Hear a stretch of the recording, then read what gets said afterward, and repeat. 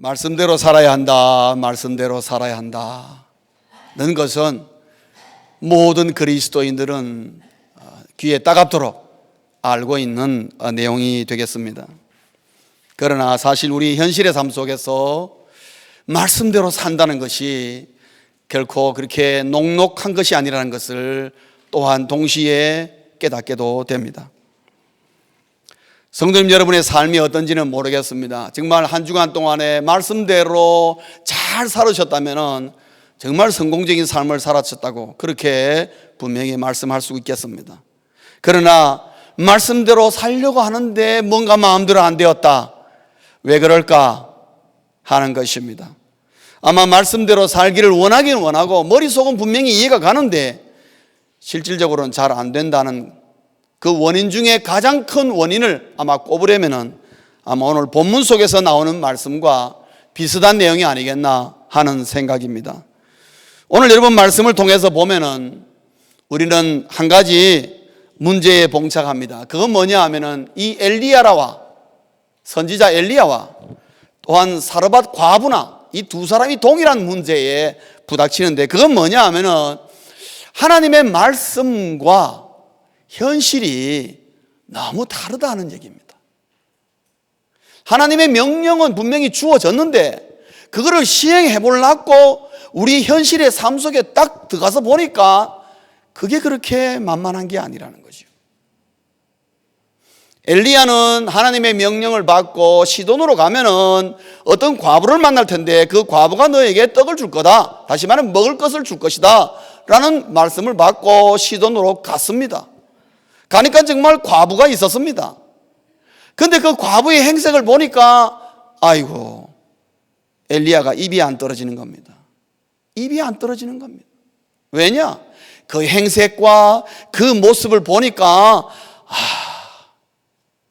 그 사람에게서 뭐 나올 만한 게 없어요. 보면 알지 않습니까? 더군다나 오늘 엘리야가 뭐를 얘기하는가 하면 직접 얘기하기를 제일 먼저 보면 물을 달라고 얘기를 하는데 참 그게 쉬운 말이 아닙니다, 여러분. 우리가 지금 눈으로 보니까 물 달라는 게 목사님 뭐 쉬운 말이 아니냐. 그러나 그 당시의 시도는 어떤 형편이냐면은 3년 6개월 동안 비가 한 방울도 안 왔습니다. 여러분 비가 한 방울도 안 오면은 제일 귀한 것이 뭐겠습니까? 먹는 물 아니겠습니까? 물 한 모금 얻는다는 것이 보통 일이 아니란 말이에요. 더군다나 요즘은 무슨 여러 가지 뭐 이런 치수 사업이 잘 되어 있어서 가뭄이 들어도 물이 잘 보존될 수 있는 여건이 됩니다만은 여러분 이 시대의 상황을 보시면은 그해 비가 오지 않으면은 그해 농사는 그냥 망하는 것입니다. 더구나 시돈이라는 것은 이 아주 이스라엘 북이스라엘의 큰 평야를 끼고 있는 도시입니다. 그렇기 때문에 여기에 사는 사람은 절대적으로 농사에 의존되어 사는 사람들입니다.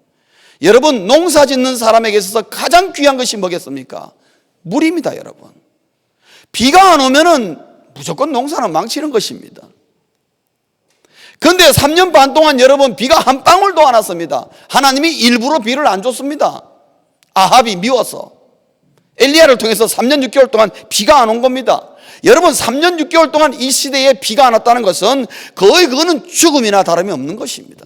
그래서 지금 엘리야가 시돈에 갔을 때 제일 먼저 발견한 인상은 뭐냐? 이 도시에 뭔가 죽음의 그림자가 확 드리워졌네. 엘리야가 거기서 뭘 구하겠습니까?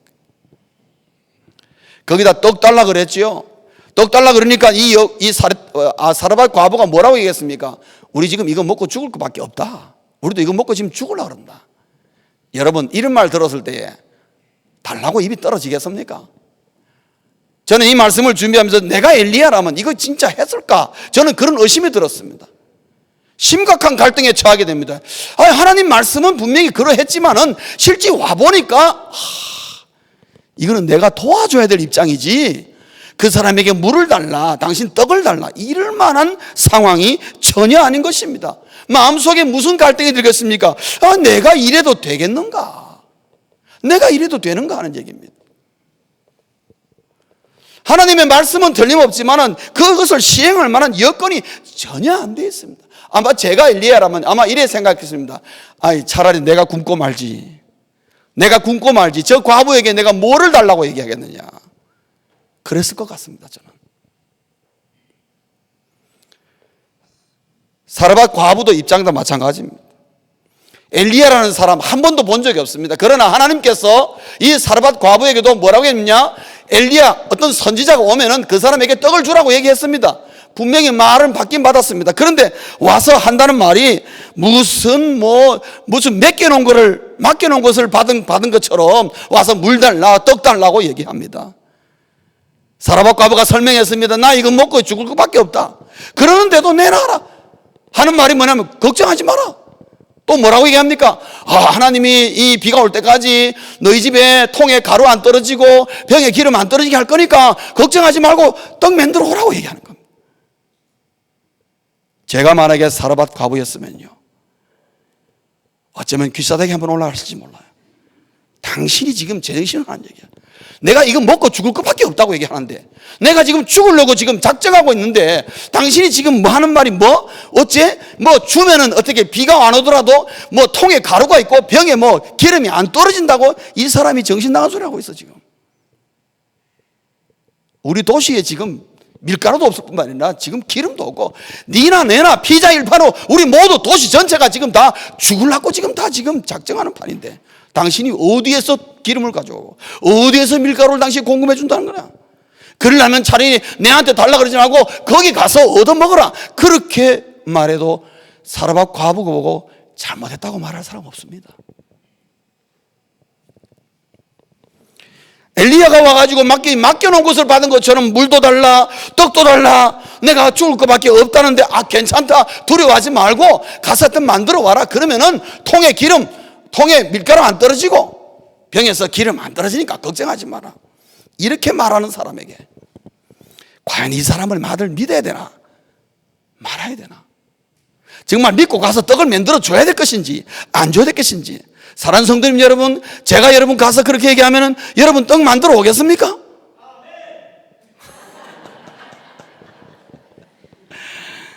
알겠습니다. 제가 먹을 거 없으면 제가 유 목사님께 얻어 먹으러 가겠습니다.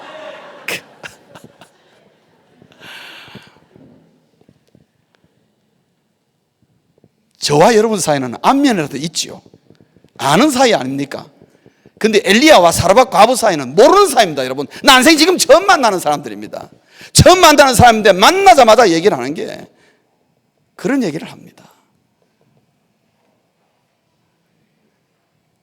사르밧 과부의 마음속에 아무리 하나님 말씀이지만 이 사람에게 내가 이렇게 죽을 양식까지도 내가 과연 줘야 되나? 과연 이 사람이 말을 정말 믿을만 하겠는가? 엘리야나 사르밧 과부나 관점은 다르지만 마음의 갈등이 일어나는 것입니다. 여러분이 사르밧 과부가 되고 여러분이 엘리야의 입장에 한번 돼 보십시오. 그런 갈등이 일어나지 않겠나? 아니나? 갈등이 일어나는 것입니다. 그런데 엘리야와 사르밧 과부가 하나의 공통점이 있었습니다. 그건 뭐냐 하면은 말도 안 되는 상황이지만은 그래도 하나님의 말씀이 그러하니까 말씀대로 해야지 하고 결정하고 시행을 했다는 사실입니다. 이게 여러분 굉장히 중요한 포인트입니다. 엘리야나 사르밧 과부나 입장은 마찬가지인 것입니다. 그러나 도저히 상황은 이거는 어떻게 해볼 만한 그런 상황이 아니지고 이거는 인생의 막다른 골목에 지금 다다라 있는 상황인데 이 과부를 어떻게든지 살릴 생각을 해야 되겠다는 생각인데 어떻게 하나님 말씀하겠냐? 그런 갈등이 들지만은 그래도 하나님의 말씀이 그러하니까 그래 하겠다는 거. 그것이 바로 1%의 믿음인 것입니다. 왜 그런 줄 아십니까? 사람이 마음에 갈등을 하면은 언제 갈등합니까? 두 가지의 조건이 있습니다. 이래 해야 될지 저렇게 해야 될지, A가 오를지 B가 오를지 잘 모르겠다. 그 말은 뭐냐? 마음에 50대 50이라 이 말입니다. 50%는 이쪽이요 50%는 저쪽이에요. 마음이 그러니까 둘이 갈라지는 것입니다. 한쪽이라도 뭔가 치우치면은 사람 마음은 갈라지지 않습니다. 한쪽으로 그냥 갑니다. 그러나 갈등이 온다는 것은 양쪽으로 뭔가 퍼센테이지가 똑같다는 겁니다. 50대 50인 것입니다. 갈등 속에서 그러면 내가 어떻게 해야 될 것인가? 그래도 하나님 말씀대로 해야지 한다는 것을 말하면 50대 50에서 1%가 하나님을 향한 믿음으로 딱 옮기는 것입니다. 그러면 51대 49가 되는 것입니다. 그 1%가 중요하다는 거죠. 그게 우리가 말씀 속에서 말씀을 붙들고 현실의 삶 속에서 말씀대로 사느냐 못 사느냐 하는 것을 가늠지어 버린다는 것입니다. 특별히 갈등이 되는 문제에 있어서.